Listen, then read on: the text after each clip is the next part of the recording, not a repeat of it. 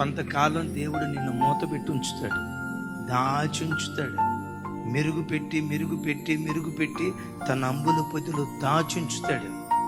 నీవు అనుకుంటావు, నన్నెందుకు దేవుడు పుట్టించాడో, నాలాంటి అభాగ్యుణ్ణి, నాలాంటి చేతగాని దాన్ని, నాలాంటి అసమర్థుణ్ణి, ఎవరికి ఎందుకు దేనికి పనికిరాని నాలాంటి వాడిని దేవుడు ఎందుకు పుట్టించాడో. అసలు ఈ బ్రతుకే కంటే నేను చస్తే మంచిది కదా. వాళ్ళకి ఎన్ని తలాంతులు ఉన్నాయో చూడు, వీళ్ళకి ఎన్ని తలాంతులు ఉన్నాయో చూడు, వాళ్ళు మందిరంలో ఎంత చక్కగా వాడబడుతున్నారో చూడు, వీళ్ళెంత తెలివి కలిగిన ప్రజలుగా ఉంటున్నారో చూడు. కొన్నిసార్లు నువ్వు అనుకుంటావు, ఏ తలాంతులు లేని దాన్ని నేనే, ఏ కృపలు లేని వాడిని నేనెందుకు పనికిరాని నిష్ప్రయోజకుడిని అని నువ్వు అనుకుంటావు. నిష్ప్రయోజకురాలివి కాదు, నిష్ప్రయోజకుడివి కాదు. దేవుడు ఏం చేశాడో తెలుసా? సానబెట్టి తన అంబుల పొదిలో భద్రంగా దాచాడు.